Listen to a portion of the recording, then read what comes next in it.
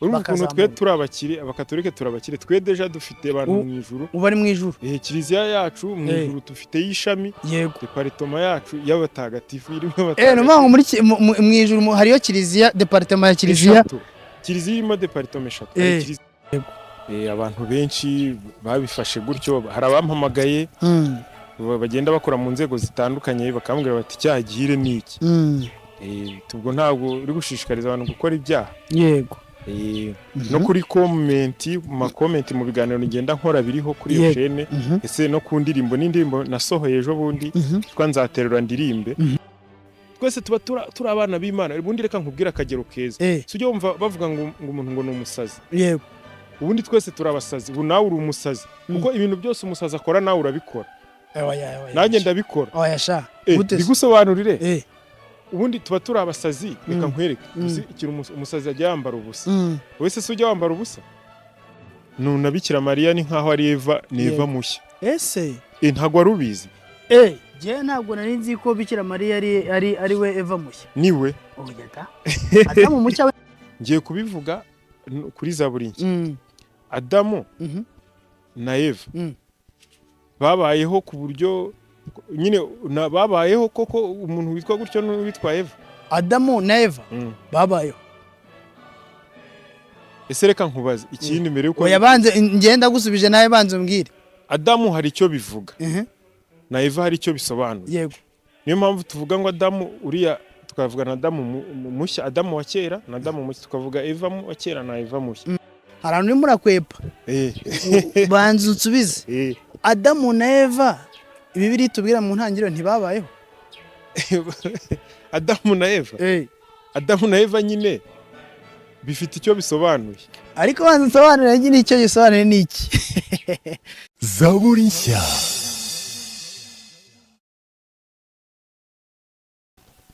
Yes bakunze Zaburi nshya ndabasuje mu izina ry'umwami wacu Yesu Kristo ndabifuriza amahoro y'Imana ngo abane namwe mugubwe neza aho muri hose nyagasani Yezu abane namwe ndi kumwe n'umukozi w'Imana ndagira ngo mwakire murakoze cyane nitwa ndi umukozi w'Imana nkuko ubivuze yego Nemi Pro izina Nemi Pro nkuko bisanzwe yego nishimiye kugaruka kuri Zaburi nshya yego ni umukozi w'Imana ufite chaîne ya gikirisitu inyuzwaho ibiganiro bigiye bitandukanye uyu munsi namuhamagaye kugira ngo atuganirize bimwe mu bintu bimaze iminsi biteza impaka abantu barimo bavuga ibintu bitandukanye bavuga ati no mugabo ashobora kuba afite intego yo gushora abantu mu byaha cyangwa se intego yo gutuma abantu bakora ibyaha bigiye bitandukanye ndagira ngo tuze kubiganiraho neza twitonze ariko mbere yuko tutangira tuganira ndagira ngo mbanze ntumikire abantumye Zaburi nshya media dufite programme yo gufasha abantu gukora indirimbo z'amashusho haba amakorale haba worship team haba abahanzi ku giti cyabo ndetse n'amagroup atandukanye abafite indirimbo mutugane tubafashe gufata indirimbo z'amashusho mu buryo bwiza cyane umuntu akeneye sonorisation nziza yo mu birori mu makwe ndetse no mu zindi gahunda zitandukanye zikenera sonorisation ushobora kutugana tukagufasha hanyuma kandi ukeneye amafoto meza ndetse na video byo kubika nabwo turabasha kugufasha by'umwihariko abantu bamufite amakwe ndetse n'ibindi birori bigiye bitandukanye ukeneye rimwe muri izo service cyangwa se service zose icyarimwe ushobora kuduhamagara kuri 0786888010 ndi kumwe rero na Emi Pro numwe mu bantu Kiliziya Katolika ifite bingenzi cyane ku buryo hari n'amanama akomeye Emi aba arimo bivuze ko tugize umugisha wo kumwakira Emi no umugisha ukomeye kuba tukubonye kuri Zaburi nshya ni ingabire y'Imana Imana ishimwe reka mbanze nsenga Imana hanyuma tuze kuganira Mana mu izina rya Yesu Kristo ndagushimiye cyane gushimiye umugambi mwiza udufiteho ngushimiye cyane yuko ibyo utugambiriraho ari amahoro atari ibi kugira ngo uteme umutima byo tuzabona hanyuma uyu munsi tugiye kuganira. Iki kiganiro reka Imana Data ndetse na Roho Mutagatifu bakibemo kugira ngo icyo Imana ishaka kwigisha abadukurikiye ikibigishe, hanyuma natwe twungukire imbere yawe mu izina rya Yesu Kristo, amena.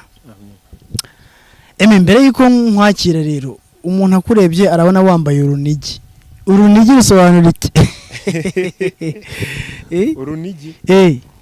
Urunigi urabona mu muco wacu wa Kinyarwanda urunigi uraruzi. Yego. Rusobanura ibintu byinshi, ariko harimo mu bijyanye no kugira ngo umuntu ase neza. Yego. Cyane cyane intore, kanjye ndi intore nyine urabizi. Yego. Ndi intore nk'umunyarwanda, aba ni intore ya Nyagasani. Yego. Rero nta mpamvu yuko nta kwambara urunigi. Yego. Ku bantu rero batakurikiye Emi Pro mu minsi yashize, yaduhaye ubuhamya bwe, ariko kandi mu buhamya yaduhaye Emi Pro yatubwiye ko rwose haburaga gatoya cyane ngo abe umwepiskopi. Umwepiskopi cyangwa umusaseridoti. Umusaseridoti nako. Umusaseridoti niwe mupadiri. Oya, ubusaseridoti bamwe ibyiciro bitatu. Yego. Ubusaseridoti harimo ubudiyakoni, ubupadiri n'ubwepiskopi. Yego. No kuvuga n'umwepiskopi nawe n'umusaseridoti. Yego. Okay. Habuze gatoya cyane kugira ngo bibemo, ariko biza kurangira bivuyemo. Ngira ngo ku muntu uzakenera kumenya impamvu yabivuyemo, ntago ari byo tubiza kuganira uyu munsi. Ushobora gukurikira Zaburi Nshya ukaza kumva impamvu yatumye abivamo, ariko kandi nanone aguma hafi cyane y'abepiskopi, ababa hafi cyane ko hari n'ibikorwa byinshi agenda abafashamo kugira ngo bigere ku bakirisitu Katolika benshi, bitewe n'ibintu by'ingenzi baba bagomba kumenya. Uyu munsi wa none rero hari ikintu gitumye tumuhamagara bita icyaha gihire. Icyaha gihire. Umuntu akoze analize, umuntu yahita avuga ati icyaha twese turabizi ko ari icyaha, ari ukugomera Imana, ari gukora imbusane y'Imana ishaka. Hanyuma gihire, ubwo gihire yiva ku ijambo guhirwa, cyangwa se kwifuriza umuntu icyiza. Uhirwe mu byo ugiye gukora, umwaka mushya muhire, uyu mwaka uzakubere mwiza. Donc gihire biva, igisobanuro cyacu ni ikintu, ni kwifurizwa icyiza. Mu yandi magambo, ubu ngewe ndamutse mvuze ngo icyaha gihire gisobanura iki, nahita mvuga ngo ni icyaha cyiza, cyangwa se kwifurizwa gukora icyaha. None ijambo icyaha gihire ni bisobanura iki, ko byateje impaka mu bantu benshi cyane, kugeza ku rwego abantu basigaye bafata imishinga n'ibikorwa ufite bakabifata nk'aho urimo urayobora abantu mu nzira yo gukora ibyaha. Urakoze cyane, ibyo uvuze nibyo. Yego.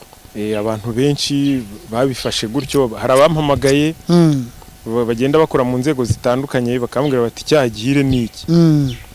Tubwo ntabwo uri gushishikariza abantu gukora ibyaha. Yego. No kuri makomenti mu biganiro ngenda nkora biriho kuri iyo chaîne, ese no ku n'indirimbo nasohoye ejo bundi twa nzaterura ndirimbe, nk'abari bagezeho bwa mbere kubera iyo ndirimbo. Nawe uravuze ati ariko indirimbo ni nziza, ariko icyaha gihire kiri kutuvuna mu mutwe. Icyaha gihire ni iki? Iyo abantu benshi byarababangamiye. Icyaha gihire ni iki rero? Icyaha gihire rero kugira ucyumve bisaba ko hari ibitabo ugomba kuba warasomye. Ariko si ukubisoma gusa. Iyo uri umukatolike, ariko nabwo wagize nk'amahirwe yo kwiga nyine ku bintu bimwe na bimwe by'amahame y'ukwemera kwa Kiliziya. Yego. Urabimenya.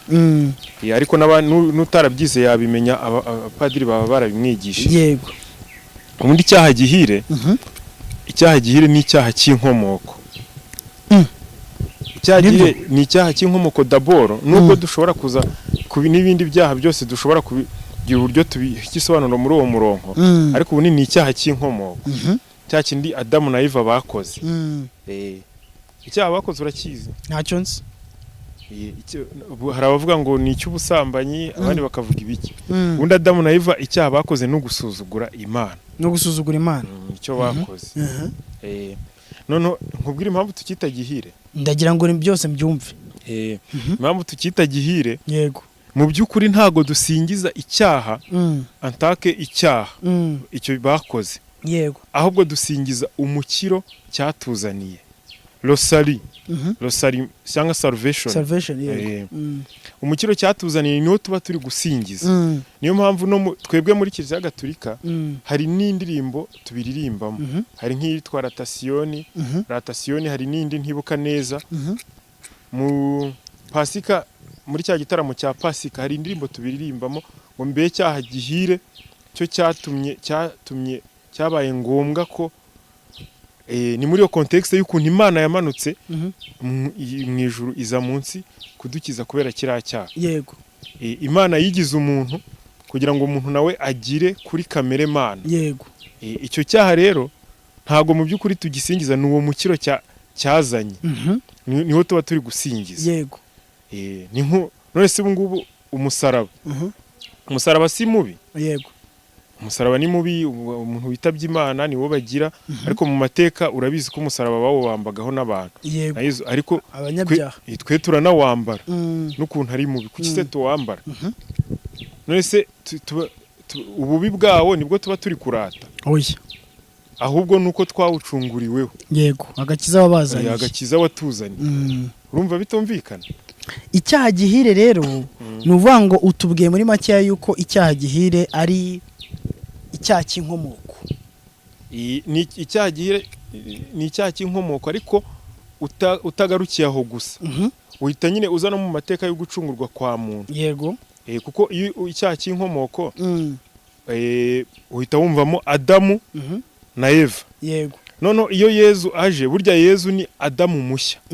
Yego. Ina Adamu mushya nuna Bikira Mariya ni nkaho ari Eva neva mushya. Ese ntago warubizi. Je ntabwo nari nzi ko Bikira Mariya ari we Eva mushya. Niwe. Oya da. Adamu mushya wenda mwumva ko ari Yesu kuko Bibiliya avuga yuko Bibiliya iravuga kanze amashake aravuga ngo Adamu wa nyuma yazanye ubugingo buhoraho muri Kristo Yesu. Niwe Yesu n'ubundi. Ariko Eva we ntabwo Bibiliya igaragaza ko ari Bikira Mariya. Dore urabona Eva wa kera. Eva utari mushya ushaje nyine. Uwe ni umuntu ushukwa na Sekibi. Yego. Kugeza ubwo isi nyine kubera ibyo bishuko isi ikagwa mu byago nyine yaguyemo. Yego. Isi kagendesha n'amateka y'abantu akagendesha. Noneho Eva si twavuze ko icyaha cy'inkomoko ari ugusuzugura Imana. Noneho umubyeyi Bikira Mariya we ni wa wundi uvuga ngo icyo bita ngo fiat ngo ndi umuja wa Nyagasani ibyo uvuze bingirirweho. Yego. Uwe azana indi version yo kubana n'Imana. Ibyo bivuze ryari? Hari igihe yari atwite. Hari igihe ninde wamusuye. Nawe usoma myibutsa umuntu wamusuye. Wasuye ndese? Wasuye hoya. Urabona? Umubyeyi Bikira Mariya hari igihe yari atwite none hari umuntu wamusuye. Maria Magdalena. Maria Magdalena. Oya Maria Magdalena ntago ari wamusuye. Umusuye se ninde? Mbo mu mibukiro, amibukiro urabizi. Haba mu mibukiro yo kwishima, ayikuzo. Ariko prezi hari aho nshobora kuza kwifata ntavuga amafuti. Kuko hari ibintu ngiye kwibagirwa neza ariko reka tugarukire hari ntavuga ibitari byo. Yego. Nukuvuga hari ahantu umubyeyi Bikira Mariya yavuze ngo ndi umuja wa Nyagasani ibyo uvuze bingirirweho. Yego. Icyo bishatse kuvuga uwe ni umuntu uzana indi version yo kubana n'Imana. Yego. Eva wa kera we arasuzugura. Asuzugura Imana. Kuko icyaha cy'inkomoko mainly ni ugusuzugura. Yego. La volonté de Dieu. Ariko noneho Bikira Mariya we azavuga ngo ndi umuja wa Nyagasani ibyo uvuze bingirirweho. We yari yemeye iki cyo gihe? Yari yemeye iki? Ariko Elizabeth Bikira Mariya ajya gusuhuza Elizabeth mutagatifu. Nibwo ibyo bintu byabaye. Yego. Ibyo akana kisimbiza mu nda ntabyuze. Yego nyine umwana uwitwa Yohana umubatiza ari mu nda ya nyina na Yesu mu nda baramenyana. Ni ibyo ngibyo niho yabivugiye icyo gihe. None se Abakorinto urwandiko rw'Abakorinto ba mbere ibice 15 umurongo wa 45 haravuga ngo uko niko byanditswe ngo umuntu wa mbere ari we Adamu yabaye ubugingo buzima, naho Adamu wa nyuma yabaye umwuka utanga ubugingo, sibyo? Nkuko wari ubivuze yuko Adamu wa mbere we yazanye urupfu, sibyo? Adamu wa mbere yazanye urupfu kuko nyine niwe watumye nyine hazaho icyo cyaha cyo gusuzugura Imana. Ariko Adamu wa kabiri we azaje kuduhereza ubugingo, donc urupfu aje gukura rwa rupfu Adamu wa mbere yazanye. Noneho uravuze ngo Eva wa nyuma cyangwa se Eva wa kabiri yaje asimbura Eva wa mbere. Eva wa kabiri akaba ari Mariya. Ariko kandi Mariya yabyaye Yesu. None se ubwo wabihuza gute? Ibyo ngibyo rero kugira ubyumve, urumva wowe binyumvishe neza, wowe uri kubyumva nk'umunyantege nke. Uzi impamvu? Uri kubyumva mu buryo buri physique. Hari ukubyara ku buryo buri physique no kubyara ku buryo buri spirituel. Yego. None se bemera ko umubyeyi Bikira Mariya ari umubyeyi wacu? Twese ni umubyeyi wa Yezu akaba n'uwacu. Kare ntabwo mbyemera. Misa n'umubyeyi wanjye gute ngabimbwiye binyumvisha. Bikira Mariya? Bikira Mariya n'umubyeyi wawe kubera ko yakubyaye ku buryo buri spirituel. Ntabwo yambyaye mu buryo buri spirituel. Yatubyariye Jambo, sibyo? Jambo uramwemera ari we Yezu Kristo. Yabyaye Yesu Kristo. Kandi Yezu, ariko Bikira Mariya Yezu si umuvandimwe wawe mu mwuka, mu buryo buri spirituel. Si umuvandimwe wacu spirituel ma yego. Kubera ko twese turi abana b'Imana. Yego. Turi abana b'Imana kandi na Yezu n'umwana w'Imana. Yego. Ubwo nukuvuga ko Yezu ni bro wawe. Oya ni bro wanjye, sibyo? Ariko mama wo mu mwuka ntabwo ari Bikira Mariya. Ko Bikira Mariya yamubyaye spirituel, yamubyaye physiquement. Physiquement. Yamubyaye, wibuka ariko yasamye ubwa Roho Mutagatifu. Urabyibuka?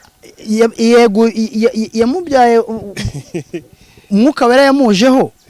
Hanyuma aramutwita, sibyo? Ariko Bibiliya hari ahantu ivuga ibintu bikomeye. Yesu umunsi umwe arimo arabwiriza mu isinagogi. Noneho arimo arabwiriza, Mariya amutumaho. Amutumaho abavandimwe bavukana mu nda. Baragenda niba bari bagiye kumubwira ko ubugari bwahiye. Ngo abavandimwe bavukana mu nda. Na Yesu se? Na Yesu. Kuko afite abo bavindimwe kwa Mariya na Yosefu. Ntabo barahari. Ibanza ukomeze ntacyo. Ndaza kubisomera muri Bibiliya. Noneho baragenda bagiye kumureba arimo arabwiriza, baraza baramubwira bati bene so baragushaka. Uzi yababwiye? Yavuze ngo bene data ninde? Ngo nabo dusangira ijambo ry'Imana nibo bene data. Urumva atarabihakanye abo bavindimwe mu nda? Yarabihakanye. Avuga yuko abantu duhujwe n'ijambo ry'Imana, abantu twamenye Imana ari twe tuvinimwe na Yesu. Ariko mu buryo buri physique nta ndure. Mu yandi magambo yavuze ko Bikira Mariya spirituellement ntago ari we mubyeyi we. Ndahita ngusobanurira akantu. D'abord Yesu ntabandi bavandimwe yigeze agira. Ndagusomera kamagushakira. Uhansomere. Ngakomeza umbwire ndimo ndagushakira. Ubundi iyo ushaka kumva ijambo ry'Imana nta urishyira muri context. Ubundi ufashe text, hari principe ivuga ngo iyo ufashe text ukayivana muri context yayo ukora amakosa akomeye cyane. Yego. Text yari yose ugomba kuyumva muri context. Yego. Urabyemera ibyo? Yabivugagamo ndabyemera cyane. Rero hariya mu muco w'abariya w'Abayahudi n'abaki bose, umuvandimwe ugomba kumva umuvandimwe uko twumva mind y'umunyarwanda. Iyo mvuze umuvandimwe nabara bakamuvuga ntago twese tuba turi kumininga ikintu kimwe. Yego. Ibyo urabyemera? Ndabyemera. Niyo mpamvu bitewe ariko ni impamvu nyine byavuga nyine bo mu muco wabo no muri context babivugiyemo. Umuvandimwe hari icyo bisobanuye. Icyo bisobanuye gitandukanye nuko mu mitwe yacu tubyumva. Niyo mpamvu kubyumva kimwe kuko Bibiliya yandikiwe nyine abanyamwuka cyangwa se abantu bafite Roho Mutagatifu. Nese kuki Bibiliya bayiga? Bibiliya? Ariko Bibiliya yigishwa n'umunyamwuka. umuntu ufite roho mutagatifu niwe utwigisha Bibiliya. uzi ko Bibiliya habaho isomo bita exegese icyo bita étude scientifique de la Bible, scientific study of the Bible. uzi ko bayiga igihe kinini cyane, amamodire menshi cyane. Yego, nyine Bibiliya yanditswe n'abantu bazi ubwenge, bize b'abafilozofe. ngaho reka ngusomere noneho nurangiza unsobanurire. Mariko ibice 3 umurongo wa 31. Sibyo? Haravuga ngo maze nyina, ubwo ni Mariya cyangwa se Bikira Mariya, maze nyina na bene se baraza, bamutumaho ngo aze bahagaze hanze. Sibyo? 32 akavuga ngo abantu benshi bari bicaye bamugose, baramubwira bati nyoko na bene so bari hanze baragushaka. Nawe arababaza ati mama ninde? Na bene data ni bande? Abararanganyamo amaso abari bicaye impande zose bamugose, arababwira ati dore mama na bene data. ahita Sibyo? Umuntu wese ukora iby'Imana ishaka niwe mwene data, niwe mushiki wanjye, niwe mama. Gansobanura icyo cyanditswe context ahubwo Yesu uko yasubije nanjye nibyo ndi kukubwira. Bimbwira nyine numve. Ni ukuvuga ngiye cyo nashaka kuvuga ngaha mbere babifataga nkuko nawe babifataga nk'abanyantege nke nyine. Oya, umva ukuntu byari bimeze. Ngiye nashaka kukubwira yuko uriya Bikira Mariya ngiye ntamufata nk'umubyeyi wanjye mu buryo buri spirituel, kuko na Yesu ubwe yibyariye mu buryo buri physique. Ahangaha yahise amwihakana. Yesu ntago Bikira Mariya we ntago yavuyemo, kuko ntago Bikira Mariya yigize areka gukora icyo se wa Yesu ashaka. Yaravuze ngo mama n'abavandimwe nabakora icyo data ashaka. Sibyo nsomeye? Nyine Bikira Mariya we ntiyavamo, kuko ntago yigeze mu buzima bwe arekera gukora ugushaka kw'Imana, kuko ni nawe udutoza kugukora. Hari abavise bavamo baba excret, ariko Bikira Mariya ntago ashoboraga kuvamo. Ariko igihe cyose akora ibyo se ubwo Imana yo mu ijuru ishaka, kandi Bikira Mariya ntago yigeze areka yica ugushaka kw'Imana. Ntago yigeze kwica we rero yakomeje kuba umubyeyi. Yego. Ariko urukumva ko context Yesu yabivuzemo, we yagaragaje yuko ibyo abantu bibwira yuko Bikira Mariya n'abavandimwe ahanga mvishaka ko afite abavandimwe. Juste nyene muri wa muco wabo, umuco uretse nzagushakire document ibisobanura. Mu muco wabo umuvandimwe nyine hari ukuntu babyitaga, tuvuge ni nka gutya tuya tuvuga nk'ubushobora kuvuga ngo bro wawe ngo kwa nyoko wanyu, ngo sister wawe ngo kwa ntuza, ni muri iyo context. Ariko Yosefu yaje kubyara nyuma na Bikira Mariya. Oya, ntabwo babyaye. Dore tsanga ko ni bavuze ngo bene se ubwo tuvuga yuko ari babyara bene abandi. Ni mwene ibyo ngibyo nyine. Ariko ntabyo Bibiliya yagaragaje.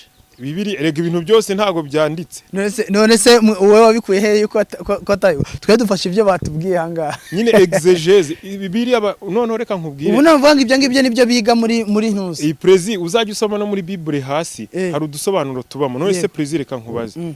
Ngiye kubivuga kuri Zaburi nshya. Adamu na Eva babayeho ku buryo nyine babayeho koko umuntu witwa gutyo n'uwitwa Eva.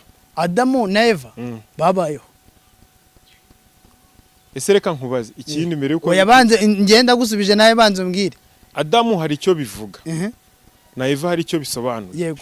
Niyo mpamvu tuvuga ngo Adamu uriya tukavuga na Adamu mushya, Adamu wa kera na Adamu mushya, tukavuga Eva wa kera na Eva mushya. Ubundi message y'ingenzi iri mu isezerano mu gitabo cy'intangiriro, c'est que Dieu est l'auteur de la création. Imana niyo yaremye, niyo message dukwiriye gufatamo. Yego. Zira details zindi none se hari ahantu hitwa kuri ngo muri Edeni ubu wahanyereka. Edeni ariko Bibiliya igaragaza ko hari muri Aziya. Oya biba bisobanuye ahantu heza nyine, kuko Imana ibaraturemeye mu rukundo rwayo, yaraturemeye kubaho mu bwiza bwayo ahantu heza nyine mu rukundo ruhebuje nyine. So byumva? Yego.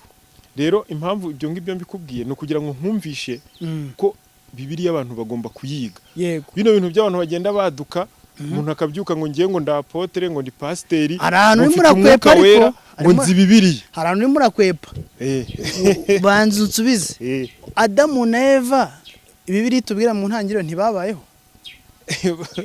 Adamu na Eva Adamu na Eva nyine bifite icyo bisobanuye ariko banza unsobanurire nyine icyo gisobanuye ni iki ntabwo ncika uzi ko no muri Bible hari hasi kukingiye nta bitabo nazanye muri hari hasi mu bisobanuro Adamu ubundi bifite icyo bisobanuye bikomoka ku kigereki bita ubundi bisobanura nkaho ari we muntu wa mbere ariko harimo n'ibintu by'ubutaka Adamu bisobanura umuntu ariko harimo n'ibintu donc ni umuntu wa mbere nyine muri iyo context ariko none se reka nkubaza ikindi kugira igitabo cyanditswe mbere y'ibindi byose muri Bibiliya ni iki ntago ari intangiriro icyo cyo ndakizi neza ko atari intangiriro urabizi none se kuki kibanza kuki ari cyo kibanza iyi mpamvu ari cyo kibanza ni uko ari cyo kigaragaza ntuza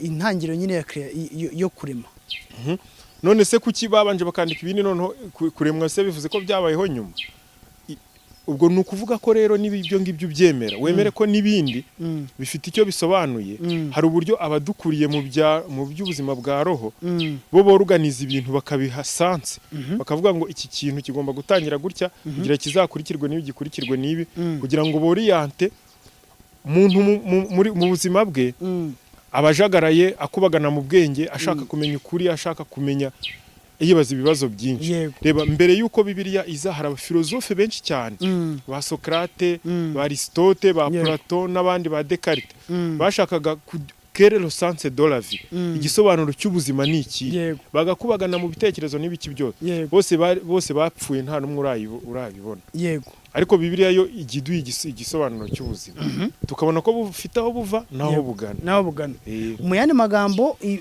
Adamu na Eva ntago babayeho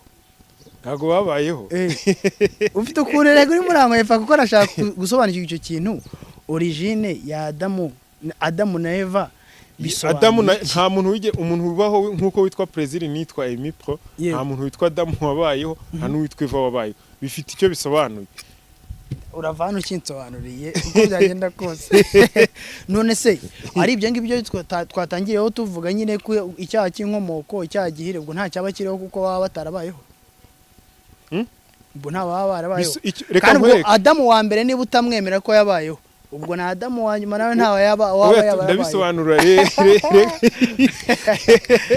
reka bisobanura wize icyo bita théorie de l'évolution muri science yego kwa kundi bavuga ngo umuntu hatangiye tumeze gutya na gutya bigenda bibinkende ngo kuba umuntu yego narabyize urabyemera aba scientifique n'abafilozofe mu gukubagana kwabo bo nuko babifata yego kuko umuscientifique we ibintu udashobora kumwereka n'amaso cyangwa ngo abikoreho cyangwa bihumurirwe cyangwa abyumve n'amatwi mu buryo buri tangible buri sensible 5 senses muri za 5 senses umuscientifique ibyo ngibyo ntiyabyo niyo mpamvu nibyo bya création bo batabyemera bo bemera ibyo turi kuvuga théorie de l'évolution rero Adamu na Eva kame muko byagenda kose Imana yararemye hari umuntu wa mbere yaremye uwo muntu wa mbere na Adamu sibyo uwo muntu wa mbere ariko nta iryo zina nyine hari abadukuriye korana kubwiye nibo babyise gutyo kugira ngo ibintu bigire none se reka nkubaze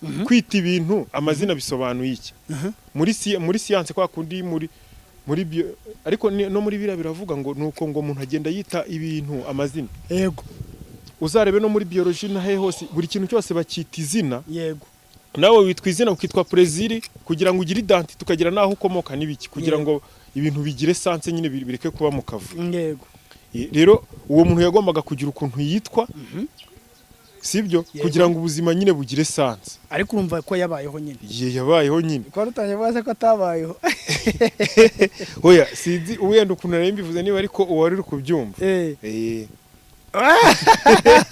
urimo rawe fami urimo rawe kabisa noneho rero reka tuve kuri Adamu na Eva bakoze icyo cyaha cyo gusuzugura Imana biza guhinduka icyaha gihire ese impamvu cyiswe icyaha gihire ni uko ariho hatumye Yesu Kristo aza kugira ngo ducungure, niyo mpamvu cyase cyitwa icyaha gihire.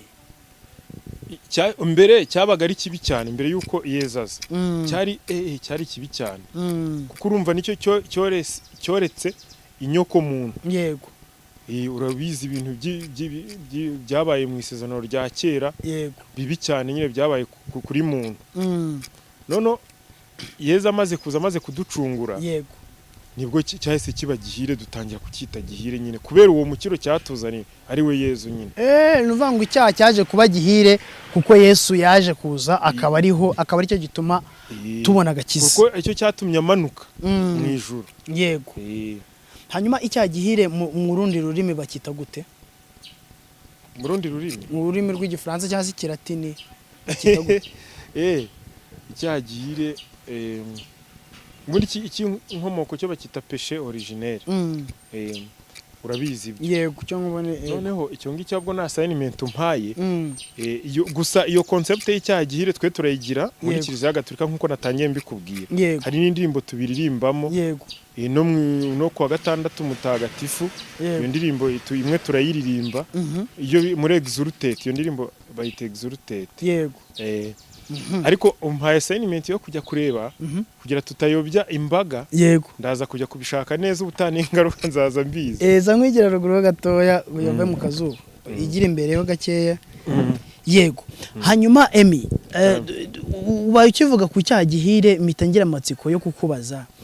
Icyaha gihire abantu baracumuye. Hanyuma Yesu aza aje cyaha gihire ko aricyo cyatumye tubona agakiza, cyatumye cyangwa se cyatumye Imana yihindura umuntu akaza kuba mu bantu kugira ngo twebwe tubone ubuzima. Ariko se uyu munsi wa none ko Kiliziya Gatolika itaragera ahantu hose, sibyo? Ubwo ngendeye muri wa mujyo nyine mujya muvuga ngo Kiliziya imwe kwemera kumwe, atandi madini yose di ko ari abantu uyu munsi wa none bataramenya Yesu, bataragezwaho ivanjiri, batarabwirwa Yesu. Nko mu mashyamba ya Kongo hari abantu batazi Yesu, hari abantu bataragezwaho ivanjiri ntagatifu, bataramenya Yesu. Abo bantu iyo bapfuye bigenda bite bataramenye Yesu? Bataramenye Yesu. Yesu buriya suzi ko jambo yariho yanahozeho. Yego. Na mbere yuko umenya Yesu cyangwa Yesu, n'ubundi mu buzima bwawe aba operating.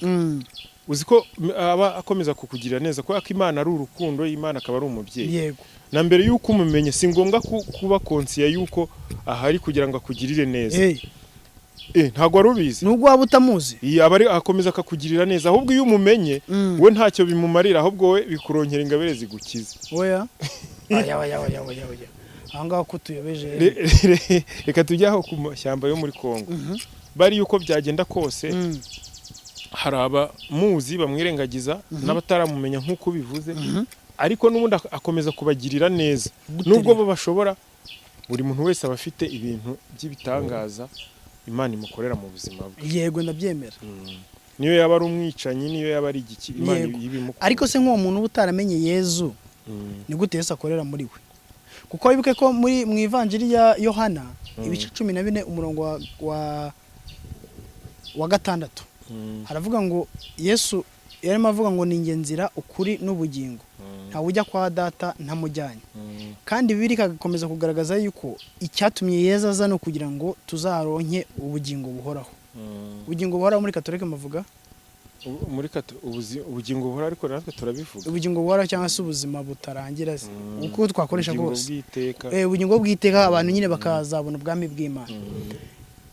Niba Bibiliya tugaragariza ko Yesu Kristo ari we inzira abantu bashobora kunyuramo, nyine kumumenya ari byo biguhesha umukiro wo kuzabona ubugingo buhoraho, abo bantu bakaba batarigeze bamenya iyo vanjiri, bataramenya Yesu, batazi uwo ari we, batazi n'iki, ni gute Yesu yabakoreramo nk'uko wari ubivuze? Ubundi hari icyo bita pedagogie divine. Icyo kibazo mbaje kirakomeye cyane.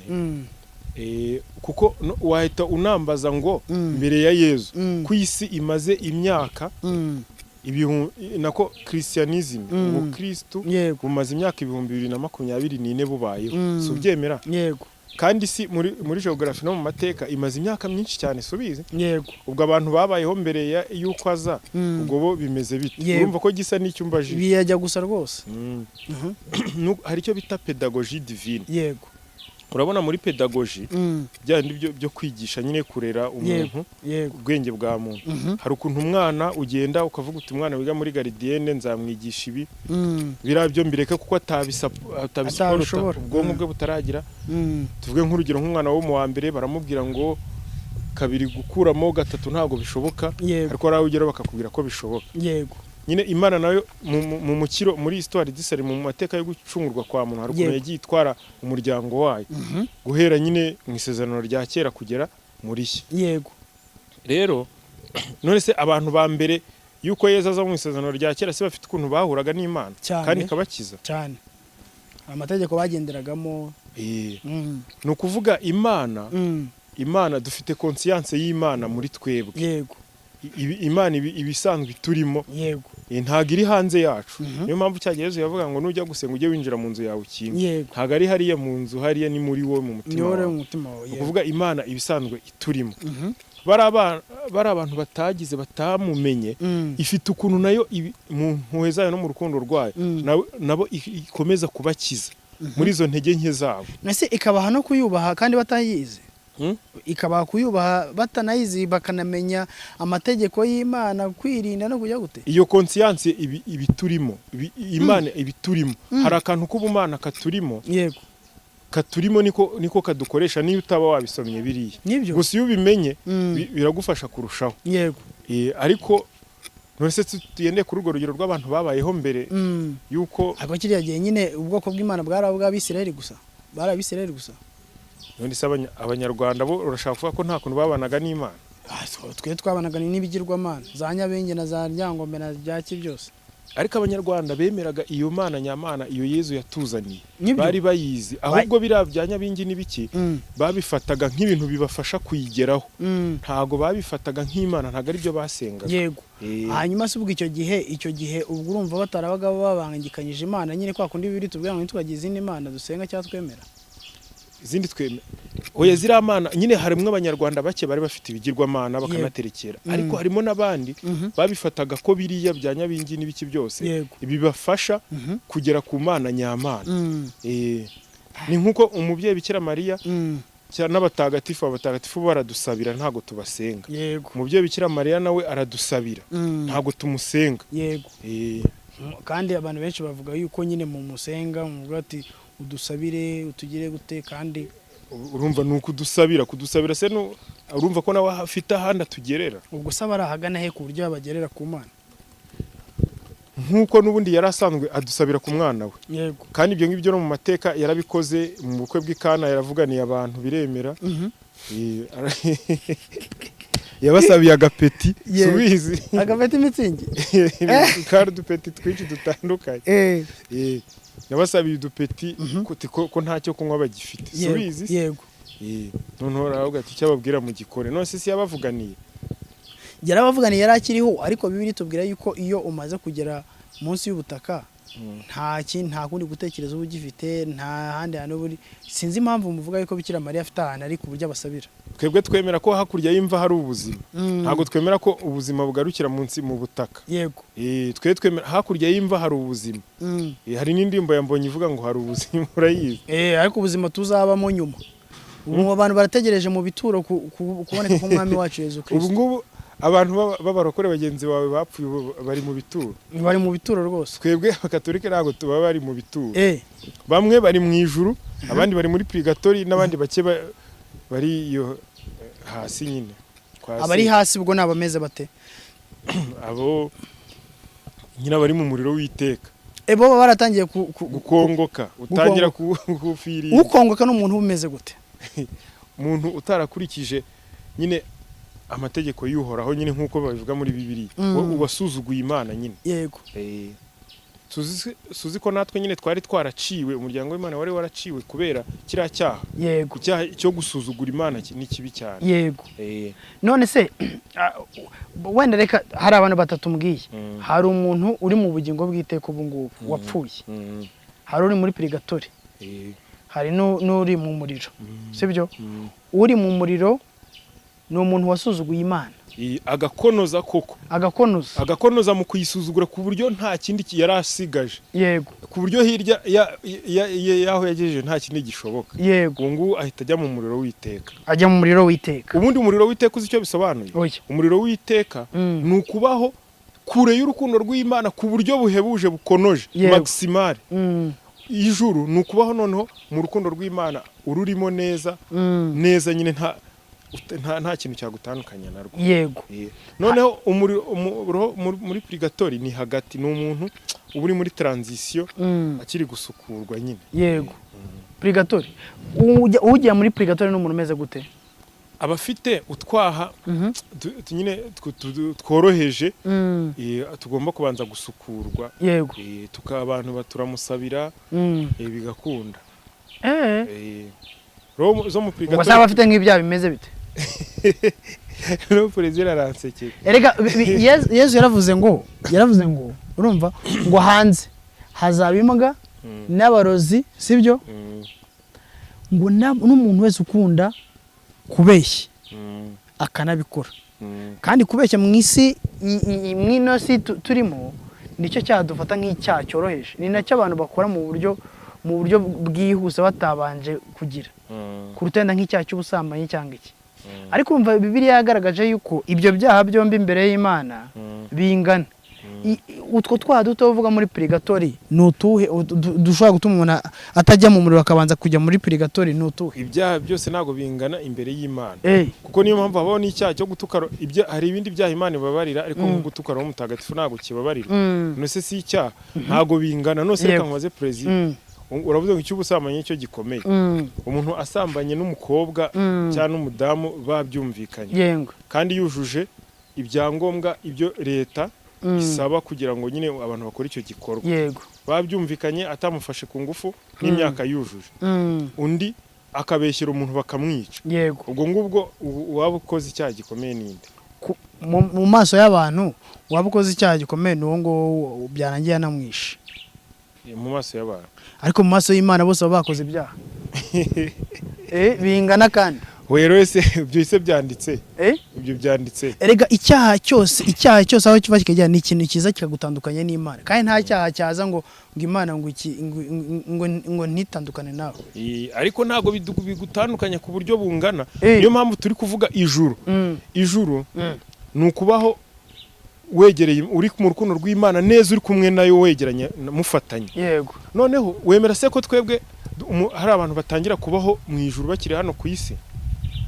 n'ubundi tuba mu ijuru mu buryo bw'umwuka nyine hari abantu batangira gufiringa ku buryohe bw'ijuru bakiri hano ku isi ugatangira kurisogongeraho ariko umuntu usogongera ku ijuru ni umuntu witandukanya n'icyaha akabana n'Imana igihe kinini niba uri gusogongera ku bwami bw'Imana mu ijuru ariko ntago uba utwaha two ntiwaducika ukiri hano mu isi yego ariko nibura ugasanga igice kinini gifashe ku Mana kurusha gufata donc ufata igihe gihagije cyo kubana cyo kwiyunga n'Imana ku buryo n'ibyaha byabashije kukuzaho uhita ubyoga bikakuvaho vuba niyo agace gato kaba kari mu byaha ariko igice kinini kiri ku Mana oya Imana ntago ijya ibana n'umunyabyaha igihe cyose uwakoze icyaha ni nayo mpamvu ugomba kwihutira kwihana kugira ngo wongere ujyane ahubwo Imana ikunda abanyabyaha Imana yanga icyaha ariko abanyabyaha bo irabakunda baranabana ni nayo mpamvu yaje ngo Imana ngo ntigira ite none se Yesu si Imana rwose n'umuntu rwose yego none se ko yaje nuko jambo yigira umuntu abana natwe none ko yabanye natwe se nyine yabanye natwe kugira ngo dukure icyo cyaha ariko byatunaniye kukikura abanyabyaha nyine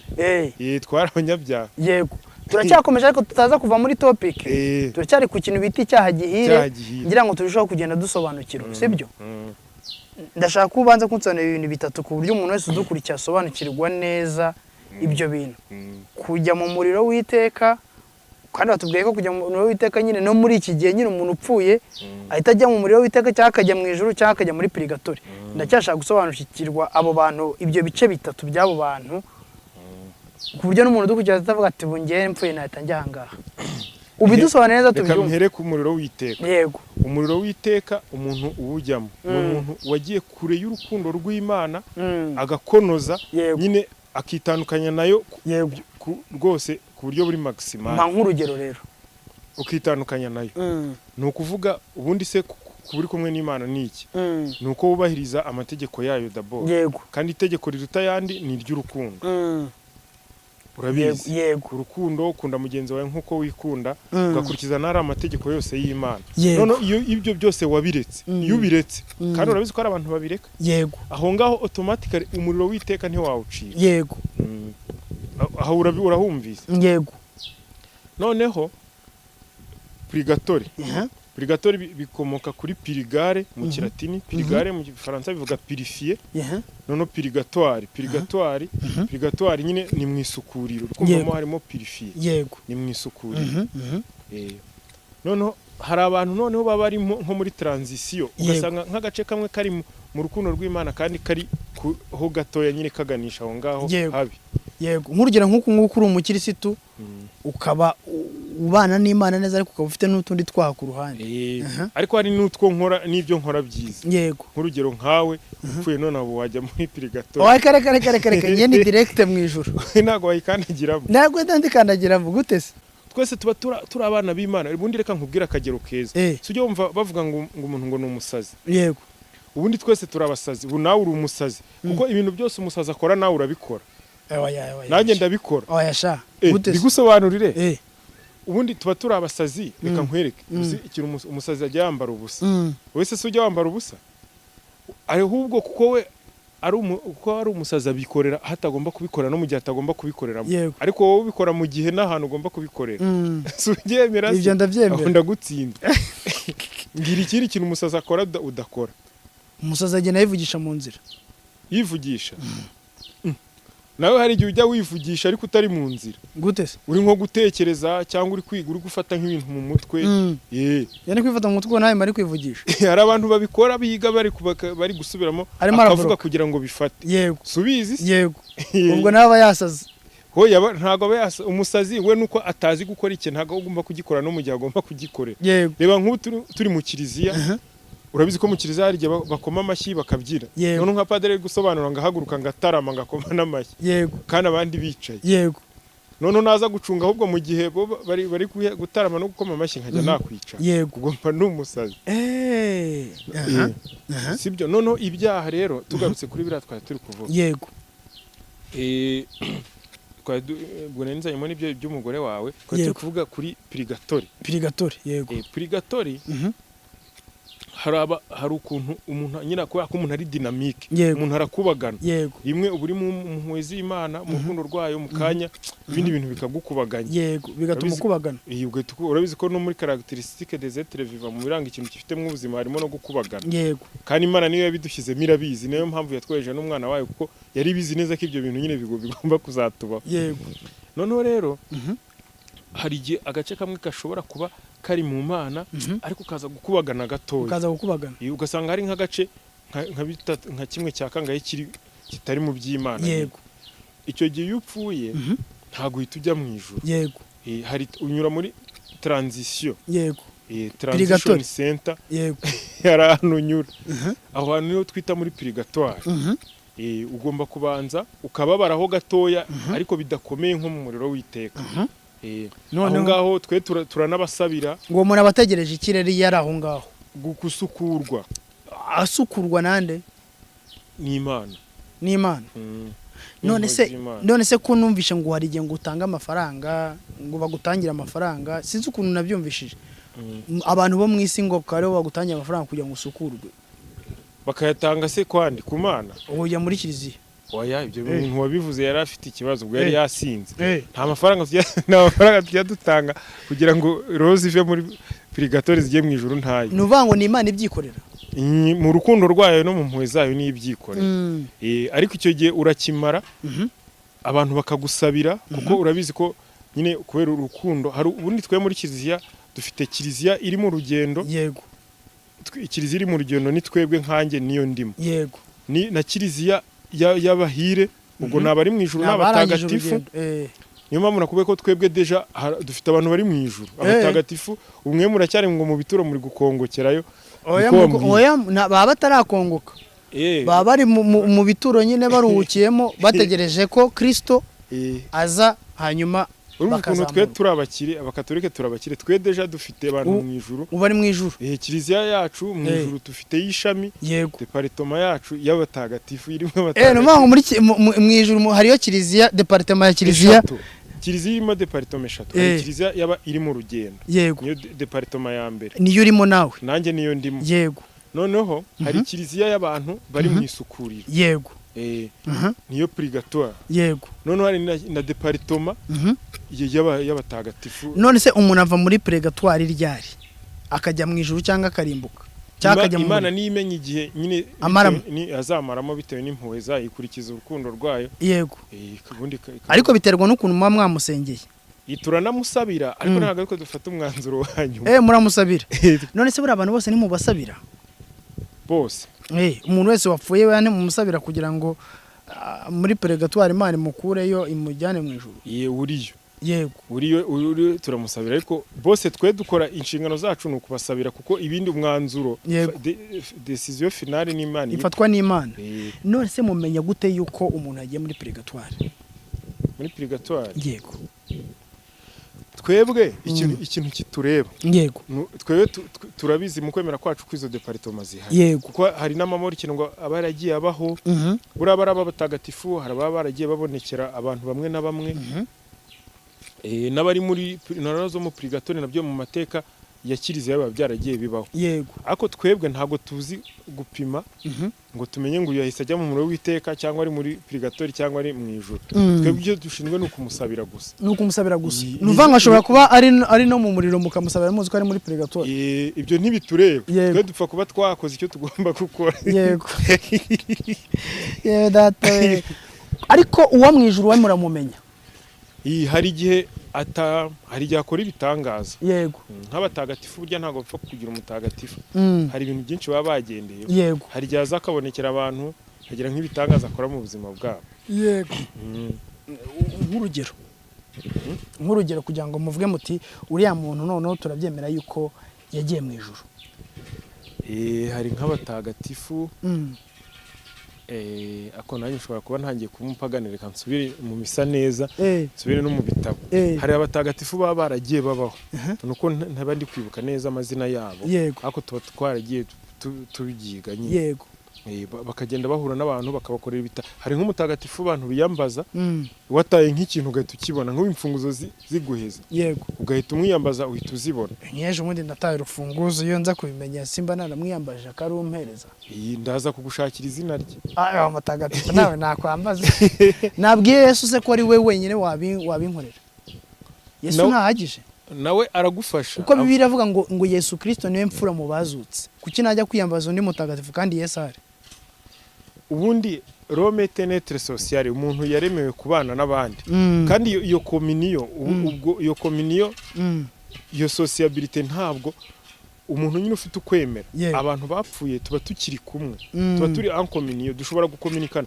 niba nari nsanzwe nkiyambaza wowe Preziliti wanguriye agapeti sibyo cyangwa wamvuganiye nk'urugero nk'ubu ushobora kumvuganira nkagera nk'ahantu ntashobora kwigeza yego nubundi niyo upfuye iyo communion irakomeza atari ngombwa guhita nipendekeza ngo ngere hejuru cyane niba washobora kunsabira se turi kumwe ubu ngubu ni ngombwa yuko njya kurusha Yesu none se Emi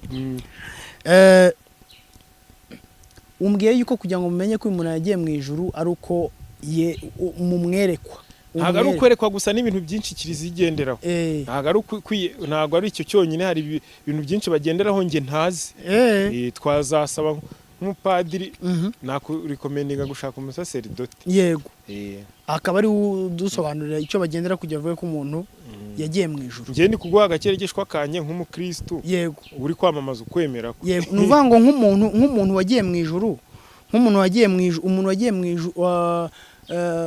wagiye mu ijuru wese abantu bamaze kumenya ko yagiye mu ijuru ni wita aba umutagatifu yego ariko abatagatifu bose ntitubazi abatagatifu ntago ari abanditse mu gitabo cy'umukristo hari igitabo tugira cyitwa igitabo cy'umukristo kiba kirimo abatagatifu ubwo icyo nshaka kuvuga wowe uramutse ugiye mu ijuru upfuye ukajya mu ijuru wenda tuvuge ukanyerekwa na bya bintu byose bagenderaho bagasanga ko wagiye mu ijuru. Nuvuga ngo uhita ujya mu gitabo cy'abatagatifu muri kiliziya. hari abatagatifu bose ntago barimo. Kubera iki bose batarimo? Bisaba process ndende kugira ngo babyemeze babyapro. Urugero tuvuge nk'ibonekerwa ry'ikibeho. Uzibariya kugira ngo bemeze ko ari abatagatifu imyaka byasabye n'amafaranga yabigiyemo hajye mu mafaranga menshi cyane n'abascientifique benshi. Hari gihe nk'umwe bitwa ba Natalia bazaga ari nko kubonekerwa. Bakavuga ngo tugiye bakohereza nk'umuganga ukomeye ku rwego rw'isi. Yego. Tubona n'igikwasi akareba reaction ye. Hari n'uwo ngo bajombye igikwasi mu jisho. Reka da nuko utajya ukurikira ubuhamya uzabashake bari aba Natalia bikibeho ubaganirize bakubwira ukuntu byari biba ari ibintu biri seri. Wo bari bakiri hariko ubu ngubu barababaho. Hari ikibeho harahari umwe mu babonekewe. Arahari witwa nabari mu batagatifu. We ntago yaba mutagatifu atarapfa ariko arahari. Nyine kugira ngo bemeze ko ari amabonekerwa ari Bikira Mariya koko waje. Hari ibintu bakoze by'ibintu by'ibizami bikomeye cyane biri medical. Urumva ko kiliziya igendera ku bintu byinshi ntago ari akantu kamwe. Kugira ngo bajye kwemeza uwo muntu baba bagendeye ku bintu byinshi cyane kuri fact nyinshi cyane. Ntago ari akantu kamwe. Umuyandi magambo hari abantu departement iri muri Kiliziya Katolika ishinzwe icyo kintu. Kugenzura ko uwo muntu uri kuvugwa yagiye mu ijuru koko. Nk'uburugamba Sipiriyani bari kumukoraho study. So babyumvise hari narabyumvishijeho. Haba hari ibintu biri seriye n'ubu turi kuganira ubu hari nk'abantu baje muri investigation. Yego. Twe tutanazi. Bari mu bushakashatsi bafite ibyo bo bagenderaho. Niba bari muri data collection. Yego. Umwanzuro uzarangira batubwiye yuko yagiye mu ijuru cyangwa se atagiye mu ijuru cyangwa ari muri purgatori. Imana izandinde purgatori. Wowe nzahita njya mu ijuru direct. Oya kwera utwawe ujye ukora duke. Nese barara umuntu badakora ibyaha nk'abo bantu uvuga bagiye mu ijuru direct bishoboka ko waba watarige nta cyabakoze. Hari gihe uba wabikoze ariko ku munota wa nyuma ugahita urijyamo. Urugero cya gisamo cyitwa Dismas urakiza. Yego. Si cyase kijya mu ijuru. Yego nyine cyaze kijyamo. Hari gihe nyine Imana ibintu byo kubyimibanire y'umuntu n'Imana ntawe ngo ujye ubyivangamo. Rero ndagira ngo wenda nutubazo twinshi nagiye nkubaze dushamikiye ku cyaha gihiri. Ariko mu by'ukuri abantu tudasengera muri Kiliziya Katolika twebwe ntabwo twemera ko purgatori baho. Kubera yuko Bibiliya igaragaza yuko uyu umuntu apfuye nta yindi migambi bikiriho nta kindi nuvuga ngo iherezo ryawe wamaze kurigenda ukiri mu mwebwe nyine mwaragowe. Niyo mpamvu umuntu yagiye gupfa inshuro nyinshi dukunda kumwoherereza abasaseridoti cyangwa se abapadiri bacu cyangwa se abadiakoni. Bibiliya igaragaza abepiskopi niko Bibiliya igaragaza. Tumwoherereza abepiskopi hanyuma bakajya kumusengera kandi bakanamwatuza agakiza kugira ngo napfa ntazarimbuka ahubwo azajye mu ijuru. Tukabimukorera hakiri kare atarapfa kuko niwe ufite guhitamo aho agomba kujya. Ni nayo mpamvu batabatiza abana. Iyo mpamvu mutabatiza abana. Kuko umwana nta bwenge aba afite. Imbere y'Imana aba ari umutagatifu. Aba afite cya cyaha cy'inkomoko. Sibyo? Mwe mutubwira yuko ngo iyo abatijwe ngo aba agiye gukurwaho cya cyaha cy'inkomoko. Sibyo? Ariko twe tukavuga yuko umuntu agomba kubatizwa ari uko amaze kumenya ubwenge akaba amaze kumenya inzira imujyana mu ijuru akaba ari we wifatira icyemezo n'amahitamo adafatiye icyemezo n'ababyeyi cyangwa se n'undi muntu uwo ari we wese. Akaba ari naho dutandukaniramo gake. Sibyo? Hanyuma sibwo mwebwe iyo musengeye uwo mwana ubwo koko icyo cyaha kiba kimuvuyeho. Twebwe uko twicyaha twemera ko gikurwaho n'amaraso ya Yezu kandi kikamukurwa ari we wahisemo wafashe icyo cyemezo. Urabyuka ko muri Egiputa Imana igiye kurimbura abana b'imfura yatumye Mose iramubwira iti nzohereza marayika urimbura buri muturage wese w'umwisirayeli yica intama, namara kuyica amaraso yayo ayasige ku muryango. Njyewe ninzi ninohereza marayika urimbura, azajya abona amaraso azajya amenya yuko aho hantu yahavuye yamaze kubarimbura yabamaze. Urumva? Kwa ko nyine ayo maraso cyasobanuraga yuko abantu bari aho ngaho bamaze gupfa. Donc marayika urimbura yahanyuze akikomereza. Bivuze yuko iyo umuntu adafata icyemezo muri urwo rugo ngo ashyireho yica intama amaraso ayasige ku muryango, bivuze ngo marayika urimbura yari kuzana bakabarimbura. Ariko niyo bifatiye icyemezo, ariko ari Imana yabanje kubibabwira, barabyumva barabyemera, barangije bagira gute, barabikora. Urundi rugero, Abisirayeli bari mu butayu, urabizi ko ari inzoka ngo z'ubusabwe zabariye, zirabarya. Mose Imana yamubwiye ati noneho wowe genda ubwira Abisirayeli ugende ubaze inzoka y'umuringa, nurangiza uyimanike. Numara kuyimanika ubwira umuntu wese wariwe n'inzoka aze kujya gute, kubura amaso ararama arebe kuri iriya nzoka, nayireba arahita akira. Uvuze ibintu byiza cyane bica amarenga no musaraba y'umusaraba wa Yesu. Ibyo byose mvuze ni bica amarenga n'ikimenyetso cya Pasaka. Mwumvishemo ko hari uruhare akantu, impamvu mvuze byose umvisha ko harimo uruhare rwa buri muntu kugira ngo adapfa. Ndi kubyumva. Umvisha ko hari uruhare umuntu agomba kugira kugira ngo adapfa. Ndi kubyumva akantu kurarama, gusiga amaraso, ibyo ntago ari Imana bibakoreye, nibo bagomba kubyikorera, ariko ari Imana bibabwirije. Urumva yuko kugira ngo bagire uruhare muri ibyo bintu, Imana nayo iba yabanje kubaburira, kubabwira, ikababwira ati mukora iki. Meme no muri buno buzima rero nabyo bitubaho. Kugira ngo wakire Yezu, kugira ngo ukizwe umukristo mwiza, bisaba ko hari ibintu baba babanje kumva Imana yakubwiye, binyuze mu bapadiri, binyuze mu bakirisitu runaka, bababwiye ati inzira urimo siyo, ufata icyemezo ugire gutya na gutya wakire Yezu. Kwakira Yezu ni nyine gusiga cya kimenyetso cy'amaraso. Hanyuma imaze gukora ibyo byose rero nibwo ugira gute, ubatizwa. Wereka abantu yuko wafashe icyemezo wahindutse. None se kuki mubatiza abana? Ndagisubiza. Kinsubiza kandi kinsubije neza. Nutakinsubiza neza ntago nkwemerera. Nabo ni bugucika. No kuvuga impamvu twe tubatiza abana. Yego. Ubundi umwana muto abatizwa mu kwemera kw'ababyeyi be. Kuki bo bamufatira icyemezo? Aho ngaho kugira ngo ubyumve nabanza nkaguha ingero. Mu buzima bwawe ubu hari kugira ngo ube prezire, hari ibintu byinshi byagufatiwe ibyemezo, sibyo? Yego. Byinshi cyane. Hari ibintu nyine byabaye nta ruhare ubigizemo mu buzima bwawe. Ngowe nk'urugero, umuntu aba ari rezilita, yego, y'umuco n'amateka na politike yo mu gihe yavukiyemo. Ndabyemera. Ndabyemera. Nk'ubu ngubu wabaye umwirabura kandi nta ruhare wabigizemo cyane.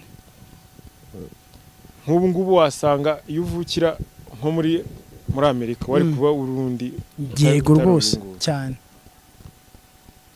Systeme d'education wakuriyemo. Wasanga hari indi version yindi wari kuburimo ukabunda utari wowe. Uko niko kuri. Kandi ntabigizemo uruhare. Utabigizemo uruhare. N'ubu ngubu no kugeza ubu ngubu hari ibintu byinshi ubana nabyo mu buzima bwawe kandi bikakwafecta nta ruhare ubigizemo. Hari noneho n'ibikurusha imbaraga, hari n'ibikurusha imbaraga utemere kujyaho uruhare. Uko niko kuri. Urabyemera? Ndabyemera.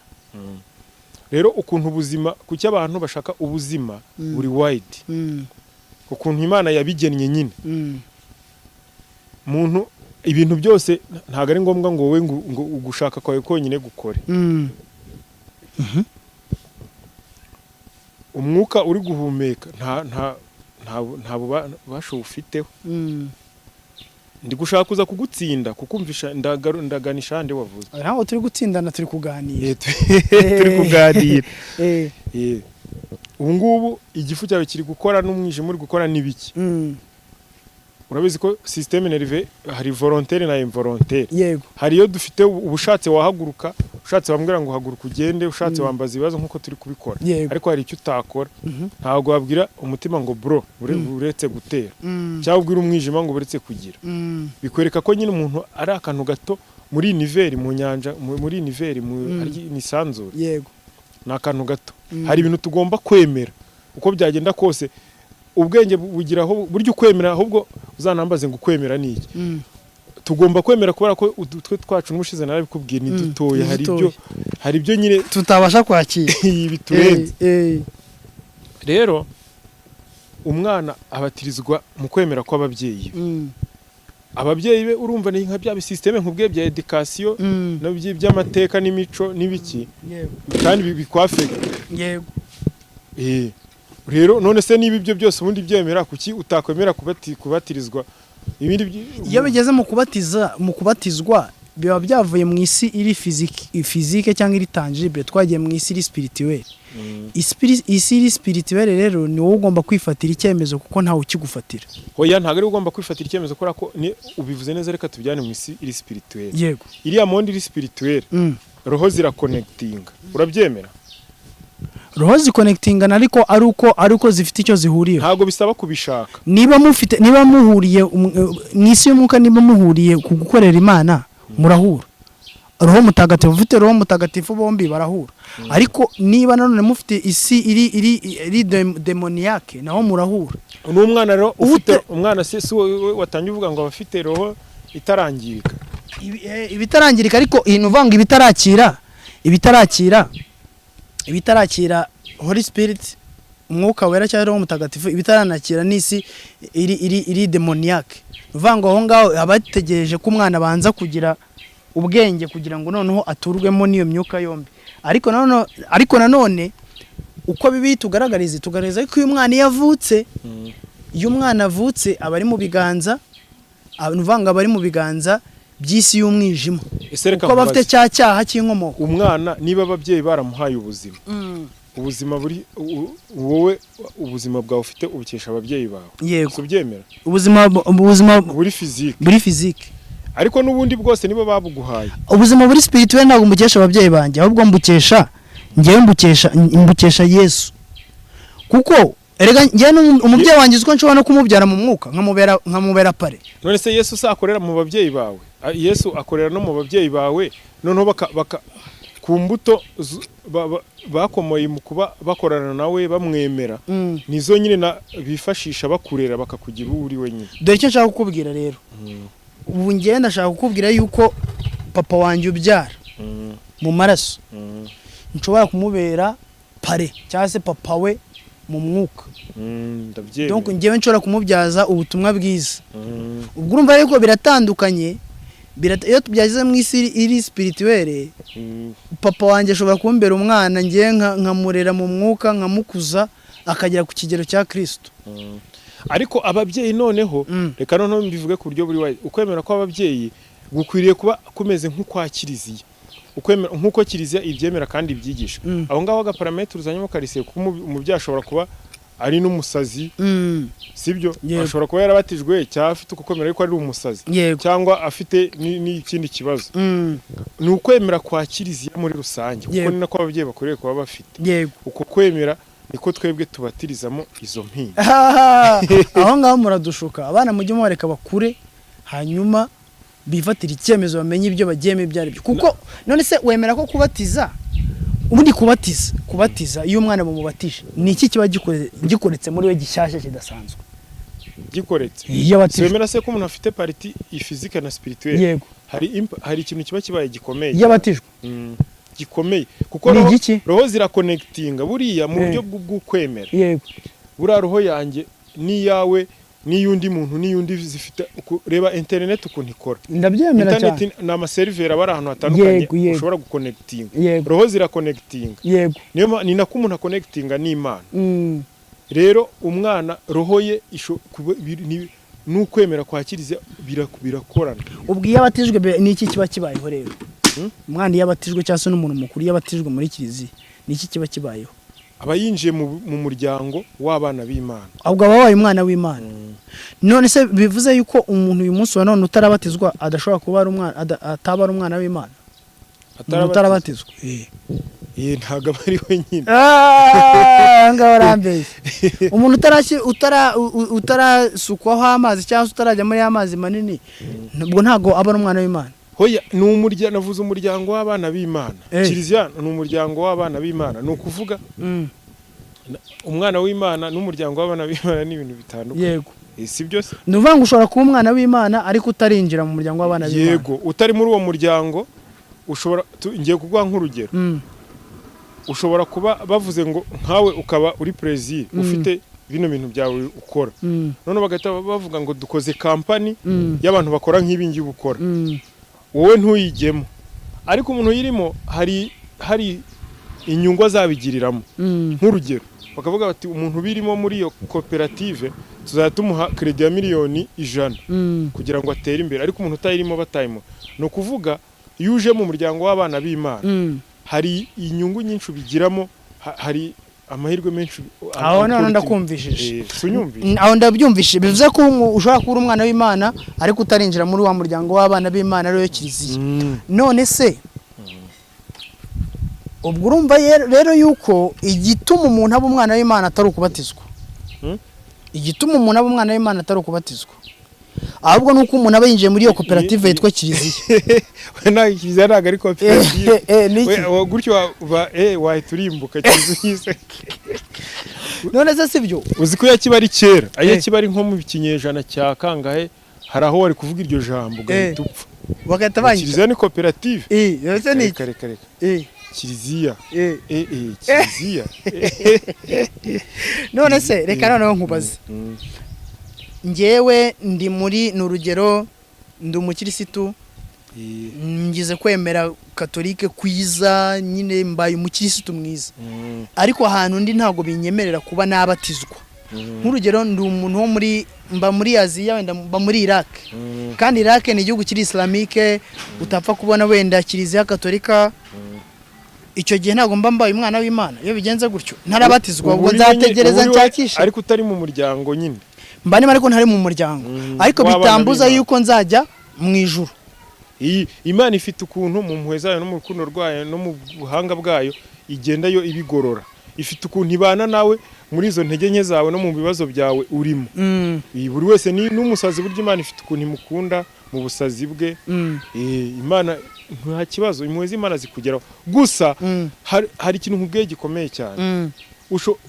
Ingendeye kuri rwa rugero nguhaye, ushobora kwanga kujya muri koperative runaka cyangwa muri kampani runaka. Yego. Ugakora n'ibyo wakoraga, ariko akagira amahirwe ubura. Ubyemera? Yego. None se umuntu ntashobora kuba mu muryango w'abana b'Imana ariko Imana yamureye ukabona si umwana w'Imana? Bibaho? Byabaho? Bibaho da. Nyine ukitwara nkaho uri umwana wa Sekibeho. Yego kandi ubarizwa muri uwo muryango w'abana b'Imana. Bibaho. Urumva ko icy'ingenzi rero ari uko umwana w'Imana atari ngombwa ko winjira mu muryango w'abana b'Imana. Ariko iyo ubaye umwana w'Imana ukanawinjiramo ugakomeza no ku mwana wayo, biba uri umukire kurushaho. Kuko ya mahirwe ukesha kuba muri uwo muryango, urumva ko uhita uyabyaza umusaruro. Yego. Hanyuma turimo tugana ku musozo, hari ikintu wambwiye, urambwira uti hariho ngo icyaha kitababarirwa. Icyaha kitababarirwa ni icyaha kimeze gute? Nicyo gutuka Roho Mutagatifu. Bamutuka gute? Nuvuga ngo Roho Mutagatifu kagira gutya na gutya? Hoya. Icyaha cyo gutuka Roho Mutagatifu rero kiri seriye. Kugisobanura nyine biba bigoye, ariko nicyo kitababarirwa. Ibintu byose birababarirwa. Nta cyanya gasana tababarira, ariko icyo ngicyo cyo kirakomeye. Yego. Ese waretse nkazatumira wa mupadiri twa Tofi? Icyo cyaha kirakunaniye? We ntago cyane, ariko nshobora kugisobanura nabi. None wambabariye tukabimusaba. Ni recommendation. Yego. Ndikumva nifuza ko nyine twazahura kuri Zaburi nshya. Yego. Tugakoresha Zoom. Yego. Gendaza kubimusaba kino kiganiro nakibona. Yego. Turi kuri Zoom kuri Zaburi nshya. Ubundi ibi bibazo, hari ibibazo byinshi wambajije bikaba. Hari byo nakubajije ukagenda umbwira ngo dufite agatwe gatoya. Kandi dukeneye kubisobanukirwa. Ariko nibyo. nibyo rwose abantu bo kuri zaburi nshya n'abandi bose bayikunda, n'abakatolike barayikunda, n'abapadiri bakunda zaburi nshya kuko cya kiganiro twakoranye bwa mbere nicyo cyatumye nyine nabo abapadiri tumenya bagukurikira. Nicyo cyatumye hari n'izindi nama nyinshi, nicyo cyatumye n'icyaha gihire kigira imbaraga. Yego. Icyaha gihire mbibutse ko ari cano yanjye. Yego. Nkuko watangiye ubivuga. Yahoze yitwa Emipro Media ariko ubu ngubu yisigaye yitwa icyaha gihire. Iryo zijya izina ry'ipagani zaburi nshya nyine yarambatije. None se Emi, wenda mbere yuko dusenga urumva yuko ari ibibazo byinshi twadukeneye kumva nk'ikintu bita purgatori ntibigeze ukinsobanurira neza, kandi kigendanye n'izina ryitwa icyaha gihire. Ntago wayinsobanurira neza ngo nyumve, kuko nkurikije uburyo wabimbwiye n'uvuga ngo abantu bose bakomeje kuba bari muri purgatori. Mbabarira sibyo, mbabarangiye mbishyiremo imbaraga ibi bintu purgatori ni icyaha kitababarirwa, n'utundi tuntu twagiye tunanira. Yego. Dutumire padiri. Yego. Kuri zaburi nshya, kuri Zoom. Yego. Kandi byihuse cyumweru rwose. Icyanyuma ndi bukubaze, wambwiye ko Kiliziya Gatolika iri mu buryo butatu. Ngo hari Kiliziya ifite departement eshatu. Hari Kiliziya iri mu rugendo ariyo urimo ubu ngubu abakiriho nyine. Yego. Iya kabiri mu isukuriro muri purgatori, iri muri purgatori. Iya gatatu Kiliziya iri mu ijuru, departement y'abahiri. Ibyo bintu nabyo urumva nibyo tuzaganiraho neza, bidusobanurire neza, anatubwira icyaha kitababarirwa kugira ngo abantu bakirinde cyo gutuka roho mutagatifu. Sibyo? Icyanyuma wenda tuzamuganiriza nacyo tubwira, azatubwira kuri bino bintu bita gift, impano z'umwuka. Ubwo ni ingabire za roho mutagatifu. Tumenye ukuntu nazo zikora, nazo zazidusobanurire neza, hanyuma abantu barushaho gusobanukirwa. Yego. Anatubwire niba umuntu adashobora kwigishwa na roho mutagatifu atiriwe ajya muri ya mashuri watubwiye. Umva icyo gihe nzaba ncecetse rwose, kubera yuko nk'ubu ngubu ngiye nizera yuko nka Petero nta muntu wamwigishije. Petero yabaye Paulo, nka Paulo nta muntu wamwigishije. Intumwa Paulo nta muntu wamwigishije, nta nubwo yabanye na Yesu. Ariko niwe wanditse amanuza menshi. Ni roho mutagatifu nyine wabikoze. Ni wamwigishije. Mubaze muri kino gihe umuntu atiriwe ajya muri ya mashuri yose abantu bajyamo yiyobokamana, ntago roho mutagatifu ashobora kumwigishiriza. Tubimenye nabyo. Icyanyuma ndi bukubaze n'ugwaze ubu ngiye ubona ntari muri Kiliziya. Wowe ahubwo tiye catholique sans le savoir, uri umukatolike wujuje ibyangombwa. Oya, ahubwo ngiye ndi umuntu wo muri Kiliziya, ntabwo ndi umukatolike, ahubwo ndi umuntu wo muri Kiliziya. Nyine uri muri Kiliziya Gatolika. Katolike se bisobanura iki? Katolike se bisobanura iki? Katolike bivuga icyo nzi ni Kiliziya. Ikintu Katolike bivuga universel. Kiri universel kandi kiri gitunganye. Hanyuma Kiliziya yo bivuga umuryango w'abana b'Imana. W'abana b'Imana. Yego. Kuko mu Kilatini nitwa ecclesia, mu Gifaransa ikaba eglise, mu Cyongereza ikaba church. Yego. Urumva ko nanjye rero ndi muri Kiliziya. Uyirimo. Ariko nibyo hari aho Kiliziya, hari eglise catholique, wabona bavuga eglise presbyterienne n'izindi suzi ko ari nyinshi. Yego. Ariko Kiliziya ni mwitunganye Gatolika. Katolike ubura nari amadini yose yandi turi kuvuga ari muri Katolike. Buriya nari muri Katolike. Kuko iyo bivuga ikintu kiri universel. Yego. Kandi gitunganye. Umuntu wese ukora ibyiza bidahabanye n'urukundo rw'Imana, nkuko Yesu yabidutoje, aba ari umukatolike, aba ari muri Kiliziya Gatolika. Nubwo we wagenda ukishingira akantu kagashyira hamwe ugahurizamwe abantu mukajya mukora ibyiza, muhita muba abakatolike automatic. Nuvuga ngo n'abadeperi n'abakatolike n'abantu bo muri Zayoni n'abo muri Restoration, uri gukora ibintu byiza bitavuguruza urukundo, bose babarizwa muri Kiliziya Gatolika. Ubwo ni nayo mpamvu rero numva bavuga yuko ntuza papa nyir'ubutungane ari uhagarariye ama eglise yose yemera Yesu yose kiliziya ni imwe itunganye gatolika. Yego. No kuvuga wowe uri mu murongo utarwanya utaturwanya bari kumwe natwe birahari n'ahantu byanditse. Iyo utarwanya ibintu urura rukundo Yesu yatubwiye uri umukatolika. Hari gihe wowe wikina mu mutwe ukagenda nyine ukitira indi zina ukitirira ukundi cyangwa ugahuza abantu mukabita ukuntu nyine. Yego. Mukajya muvuga ngo mwitwa gutya ariko nanjye ndi umwadeperi kugira wishimishe nyine uhita wita gutya ariko igihe cyose uri gukora ibintu byiza ubu uri umukatolika. Ese uri umukatolika. None se ADPR yakomotse Ruteri ni iki? yahoze ari umukatolika. Ruteri kugira ngo abe Ruteri ubu Ruteri bwe ubu Ruteri uri kubyumva ibyo ndi kuvuga abukesha umubyeyi kiliziya cyane. Uziko yari n'umuntu yahoze ari padiri yari n'umwepiskopi ariko ngo areba amakosa menshi ngo mwakoraga ngo mubeshya abantu yuko ngo kugira ngo babarirwe ibyaha ugomba ngo gutanga indurugense n'utuntu yaditinzeho duke atemera kandi ngo twarumvikanaga. Prezire reka nkubwira ikintu gikomeye. Nje nabaye umwarimu narigishije nabikubwiye muri secondaire. Hari iyo ugiye kwigisha matière nshyashya abanyeshuri bagiye kubona bwa mbere topic nshyashya. Yego. Nta muntu wakubaza ikibazo. Sibyo? Noneho uko ugenda ubavungurira batangira kugira ibibazo. Yego. Nukuvuga mu byukuri ni wowe ubaha no kugira ibibazo. Yego. Ni ubaha kukubaza ibibazo. Yego. Kimwe nuko Imana ari yiduha kuyikunda no kuyimenya buryo Imana itabigoye ntiwabimenya. Yego. Kiliziya yamuhaye gutangira kwibaza ibibazo ahubwo none ubumenyi yamuhaye abukoresha yayirwaye. Ariko n'ubundi nawe yarakiri umukatolika nkurikije uko bidusobanurira. Nawe n'umukatolike nawe uri umukatolika. Naje ndi umukatolika cyane. Ubu twese turi abakatolika duhagararana na nyiri ubutungane cyane muri bo nabagitwara abo kwa Gitwaza bose n'abakatolika. Ahubwo uri gukora ibintu bitari seriye bitajyanye n'urukundo rw'Imana ubwo ntago buri umukatolika. Ese ngari nguko rero murumva ko noneho Emi abidusobanuriye neza atubwira uburyo twese turi abakatolike tugomba no kwemera nyiri ubutungane ko ari uduhagarariye hano mu isi. Ariko kandi nanone bigasaba ko ngubu ukora ibintu byiza ni nabwo uburi muri kiliziya katolika aho waba usengera hose. Mwumvishije inkomoko y'icyaha gihire uko cyaje, mwumvishije impamvu z'ibintu byose Emi yagiye atubwira. Ikindi kintu wenda ntumvishe neza no ukuntu yatubwiye ko ngo ibyaha bitanga n'imbere y'Imana nabyo tuzarushaho kubisobanukirwa.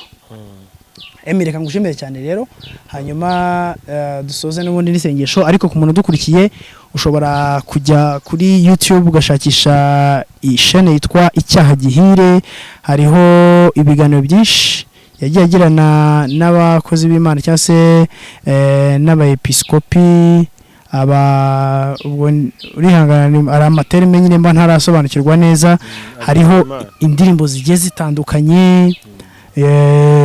Aherutse gusohora indirimbo yitwa Nzaterura Ndirimbe, ibisingizo by'Uhoraho, nzakuramya iteka kuko urukundo nkunda mwami rukomeye.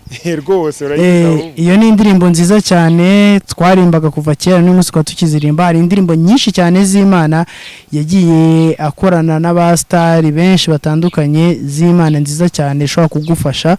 Wanyarukiraho ugakora subscribe hanyuma ukajya umukurikira umunsi ku munsi, ukajya umuha n'ibitekerezo by'amatopike ushobora gukoraho kugira ngo turusheho gusobanukirwa kiliziya itunganye rwose kandi ishingiye ku ntumu. Uzanadukora no ku bibazo byinshi byo bitandukanye nk'abantu bavuga yuko papa ngo ari we ngo antikristo. Urumva nk'ibyo bintu byose abantu bakeneye kubyumva, bakavuga ko papa ashyigikira akorana n'imbaraga z'umwijima. Ibyo byose ujye bitubariza kugira ngo abantu barusheho kubyumva banabisobanukirwe. Ejo bundi mu kiganiro tuzakorana na Padiri Tofili tuzava byose tubisobanukiwe cyane. Yego, reka ngushimire cyane rero dusoze n'isengesho. Mana Nyagasani, mu izina rya Yesu Kristo ndagushimiye cyane ko wabanye natwe. Ngushimiye uyu mwanya waduhaye. Reka abantu b'Imana barusheho gusobanukirwa no kumenya iby'uru rugendo. Ni wowe wenyine wo kutwigisha binyuze mu mwuka wawe waduhaye. Unyemere ukomeze kugira neza abantu bawe kandi nawe mumugire neza. Roho Mutagatifu ajya amukoresha mu biganiro byose akora kugira ngo akomeze kuyobora abantu ku Mana. Natwe tugire neza rero, neza y'Imana tubeho mu izina rya Yesu. Amen.